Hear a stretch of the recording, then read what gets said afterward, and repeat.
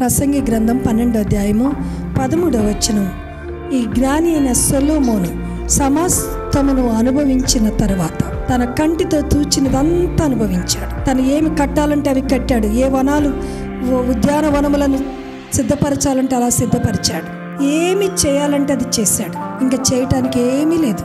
ఏమి తినాలంటే అవి తిన్నాడు. ఇంకా తినటానికి ఏమీ లేవు. ఏమి అనుభవించాలంటే అనుభవించాడు. ఇంకా అనుభవించడానికి ఏమీ లేదు. అంతా అయిపోయింది.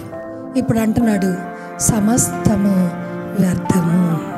సూర్యుని క్రింద ఉన్న సమస్తము వ్యర్థము.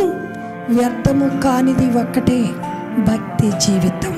ఇదే మానవ కోటి డ్యూటీ, విధి.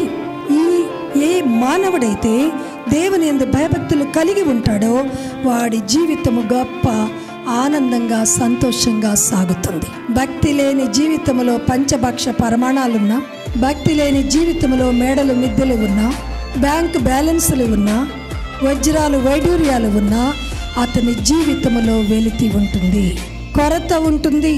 నేను చాలామంది ఫిలాసఫర్స్ను హిస్టరీ చదివినప్పుడు వారు లాస్ట్లో చెప్పేది ఏంటంటే, ఏదో ఒక వెలితి మా హృదయంలో ఉంది, ఆ వెలితి మమ్మల్ని వేధిస్తూ ఉంది.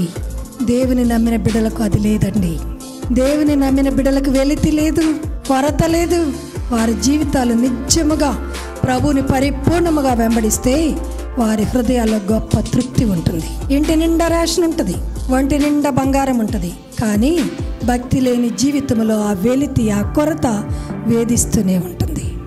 కనుక ఒక వ్యక్తి తృప్తిగా జీవించాలంటే ఆ వ్యక్తి భక్తిని సాధన చేయాలి. హల్లెలూయా. కనుక ఇప్పుడు నీకు ఏమున్నా నీ జీవితంలో తృప్తి లేదు అంటే కారణం ఏంటంటే నీలో ఎక్కడో భక్తి సన్నగిల్లింది. నీలో భక్తి సన్నగిల్లింది గనుకనే నీ జీవితంలో తృప్తి లేదు.